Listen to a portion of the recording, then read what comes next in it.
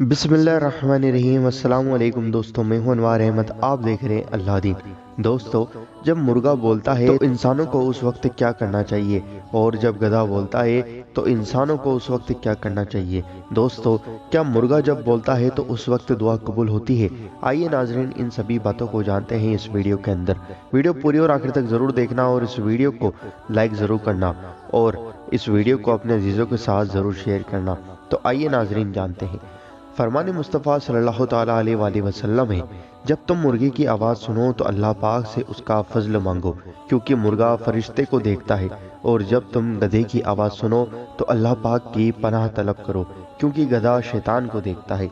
दोस्तों, रहमत आलम सल्लल्लाहु ताला अलैहि वसल्लम के इस इरशाद मुर्गे की आवाज़ सुनो तो अल्लाह पाक से उसका फजल मांगो की वजाहत करते हुए हज़रत सैयदना काजी इयाज रहमतुल्लाहि ताला अलैहि फरमाते हैं कि फरिश्ते बंदे मोमिन की इस यानी फजल की दुआ पर आमीन कहते हैं, और उसके वास्ते इस्तगफार करते हैं, और उसके इखलास की गवाही देते हैं। और ये यानी मुर्गे के अजान देने का वक्त दुआ के कबूल होने का वक्त है। और दोस्तों, नीज गधा शैतान को देखकर रेंगता यानी आवाज़ निकालता है।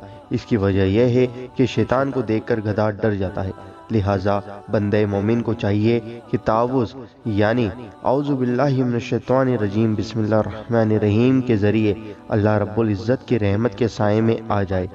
दोस्तों, जब आप मुर्गे की आवाज़ सुने तो अल्लाह से दुआ करें और अल्लाह का फजल मांगे, और जब आप गधे की आवाज़ सुने तो औज़ु बिल्लाहि मिनश शैतानिर रजीम बिस्मिल्लाहिर रहमानिर रहीम पढ़ लें, ताकि आप अल्लाह की रहमत के साए में आ जाएं। दोस्तों, मुझे उम्मीद है कि आपको ये वीडियो पसंद आई होगी। इस वीडियो को दिल से लाइक ज़रूर करना, और इस वीडियो को अपने अजीज़ों के साथ ज़रूर शेयर करना।